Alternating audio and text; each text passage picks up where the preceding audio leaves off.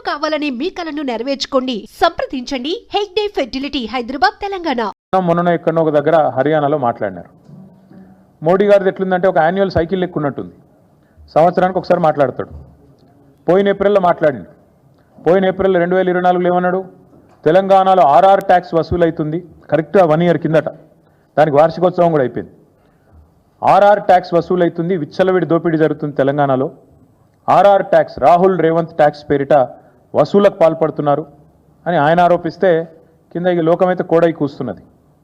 Square ఫీట్కి 150 రూపాయలని, 100 రూపాయలని, హైదరాబాద్లో బిల్డింగ్ కట్టాలంటేనే హఫ్తా వసూలు టైప్లో అరాచకత్వం చెలరేగుతున్నదని లోకం కోడై కూస్తున్నది. బిల్డర్ని ఎవరన్నా మీరు పక్క తీసుకుపోయి మాట్లాడితే కష్టాలు కన్నీళ్లు తప్ప ఇంకోటి లేదు. మోడీ గారు మాట్లాడి ఆర్ఆర్ ట్యాక్స్ అన్నదానికి వార్షికోత్సవం అయిపోయింది. ఏప్రిల్ 24లో మాట్లాడిండు. 25 దాకా ఏం కార్యవాయి లేదు, ఏం విచారణ లేదు, దానికి తదుపరి కార్యాచరణ ఏమీ లేదు. మళ్ళీ నిన్న మాట్లాడిండు. ఏప్రిల్ 25 మళ్ళీ సంవత్సరానికి మెలకు వచ్చింది మోడీ గారికి. మెలకు వచ్చి మోడీ గారు నిన్న చెప్తారు ఏమని? అక్కడ మొత్తం చెట్లు కొట్టేస్తున్నారు, జంగల్ నాశనం చేస్తున్నారు, మొత్తం ఆగమాగం చేస్తున్నారు, బుల్డోజర్లను పంపినరు, అర్ధరాత్రి బుల్డోజర్లను పంపి ఆగమాగం చేస్తున్నది కాంగ్రెస్ ప్రభుత్వం తెలంగాణలో సెంట్రల్ యూనివర్సిటీ భూములలో అని చెప్పి మోడీ గారు హర్యానాలో మంచి ప్రవచనాలు చెప్పినట్టుగా నేను చూసిన.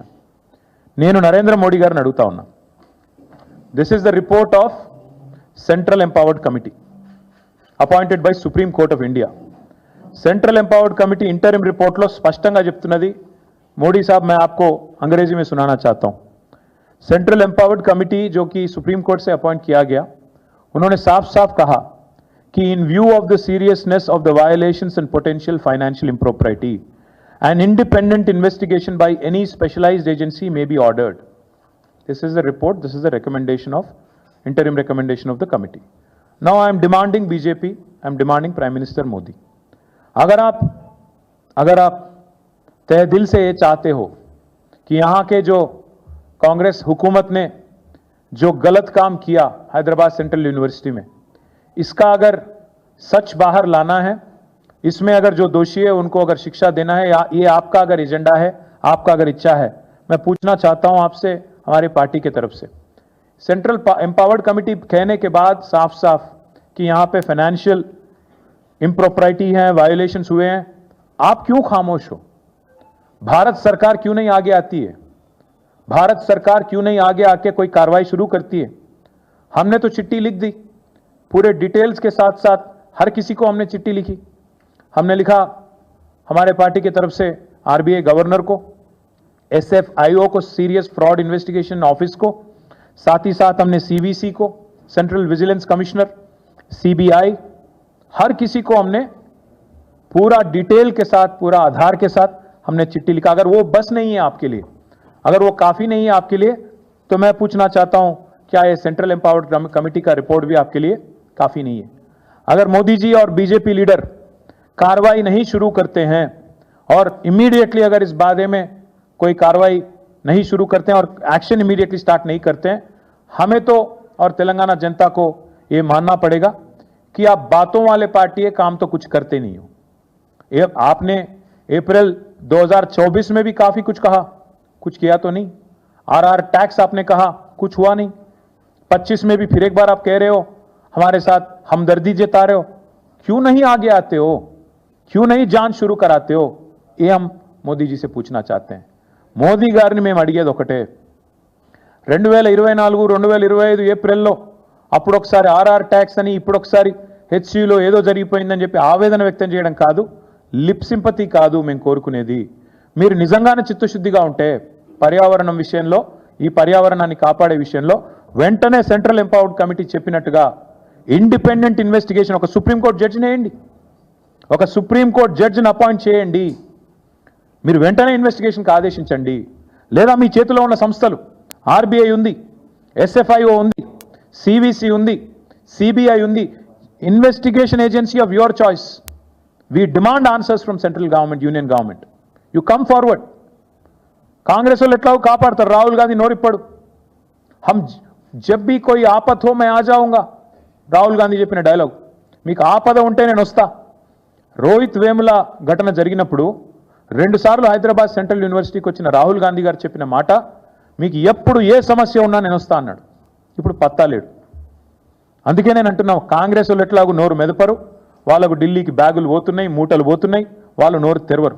మీరెందుకు తెరుస్తలేరు? బీజేపీకి ఏం అడ్డం వస్తున్నది? ఇంత స్పష్టంగా సెంట్రల్ ఎంపవర్డ్ కమిటీ చెప్పిన తర్వాత, వేలాది వృక్షాలు కులగొట్టినారని మీరే చెప్తున్న తర్వాత, అక్కడ జంతువులకు మరి జాగలేకుండా చేసి వాటి సావులకు కారణమవుతున్నారని చెప్పిన తర్వాత మీరెందుకు ఈ వెనక్కి పోతున్నారని అడుగుతా ఉన్నాం. ఇంకా సెంట్రల్ ఎంపవర్డ్ కమిటీ ఎంత సీరియస్ అలిగేషన్స్ చేసిందంటే, వాళ్ళు చెప్పిన రిపోర్ట్ ఇది, పారా number 49. The manner in which TGIAC cleared the land raises serious questions regarding both intent and procedure. వాళ్ళ ఉద్దేశాలు, వాళ్ళు ఏ పద్ధతిలో పోయారో రెండింటి మీద కూడా మాకు తీవ్రమైన అనుమానాలు ఉన్నాయి. ఇది సెంట్రల్ ఎంపవర్డ్ కమిటీ చెప్పిన మాట. ఇంతటితో ఆగలేదు, ఇంకా చాలా చెప్పారు. వారు state government should have ideally looked into these facts while constituting an expert committee. Forest like ఏరియానా కాదా చూసుకోవాలి కదా స్టేట్ గవర్నమెంట్ అన్నారు. అట్లాగే ఏం చెప్పారు, prevention and control of pollution act 1981, అదేవిధంగా వాటర్లో prevention and control of pollution act 1974, ఈ రెండింటికి సంబంధించి ఈఐఏ ఎన్వైరన్మెంటల్ ఇంపాక్ట్ అసెస్మెంట్ ఏదైతే జరగాలో, it appears to be a deliberate act by TGIAC to bypass environmental scrutiny. Environmental స్క్రూటినీని బైపాస్ చేస్తూ ఈ రెండు చట్టాలను తుంగలో తొక్కుతూ 81 చట్టం, 74 చట్టం, ఈ రెండింటిని తుంగలో దొక్కుతూ ఈఐఏ నోటిఫికేషన్ 2006ను కూడా తుంగలో దొక్కుతూ డెలిబరేట్గా టీజీఐసీ పనిచేసింది అంటూ అభిశంసించింది సెంట్రల్ ఎంపవర్డ్ కమిటీ. అట్లాగే ఇంకా చాలా చెప్పారు. CEC after examination of historical documents and agreements, the central empowered committee is of the opinion that the University of Hyderabad prima facie appears to be the rightful legal owner of the subject land. ఈ land ఎవరిదో కూడా వారు చెప్పారు. దాంతోపాటు ఏం చెప్పారు, ఇంకా ఘోరమైన మాట అన్నారు. Additionally public money has been put at risk as government funds are now subordinated to bond repayments tied to this disputed land. Shockingly even a notified lake within the area has been mortgaged. ప్రజల పైసలు, రాష్ట్ర సంపద మీ దుందుడుకు చర్యల వల్ల ప్రమాదంలో పడింది. ఇది నా మాట కాదు, సెంట్రల్ ఎంపవర్డ్ కమిటీ మాట. ఇంకొక మాట అన్నారు, shockingly even a notified lake within the area has been mortgaged. ఎవడన్నా ప్రపంచంలో చెరువును తాకట్టు పెడతాడండి? నాకు అర్థం కాదు. రేవంత్ రెడ్డి లాంటి పిచ్చి సన్నాసి తప్ప ఒక చెరువును తాకట్టు పెట్టే విధవ ప్రభుత్వం అయితే ప్రపంచం లేదు, ఉండదు, ఒక రేవంత్ రెడ్డి ప్రభుత్వం తప్ప. అది కూడా చెప్పింది సెంట్రల్ ఎంపవర్డ్ కమిటీ. అట్లాగే వారు చెప్పిన మాట, these actions call for investigation by a specialized agency, immediate judicial intervention and corrective steps to review and corrective steps so that issue of ownership of the subject land is decided. అట్లాగే ఇంకా చాలా చెప్పారు. ఇంకా ecological richness గురించి, ఎట్లా వీళ్ళు తుంగలో దొక్కారు ఎన్ని చెట్లను, అట్లాగే మరి సిఈసి ఎక్స్పర్ట్ కమిటీ మరి ఆఫీసర్లను కూడా ఎట్లా అభిశంసించింది, ఇవన్నీ కూడా ఇంత వివరంగా ఈ రిపోర్ట్లో ఉన్నాయి. నేను మిమ్మల్ని కోరేదేమంటే, మీ ద్వారా భారత ప్రభుత్వాన్ని కూడా కోరేదేమంటే, మీరు డైలాగులు కొడితే సరిపోదు. మీ పార్టీ యొక్క స్టూడెంట్ యూనియన్ ఏబీవీపీ కూడా ఆందోళన చేసింది, మీ పార్టీ ఎమ్మెల్యేలు ఆందోళన చేశారు. మరి మీరెందుకు స్పందించట్లేదు కేంద్ర ప్రభుత్వాన్ని నేను అడుగుతున్నా. ఎందుకు రేవంత్ రెడ్డి గారి ప్రభుత్వాన్ని కాపాడే విషయంలో ఇంత ఆరాటపడుతున్నారని నేను అడుగుతా ఉన్నా.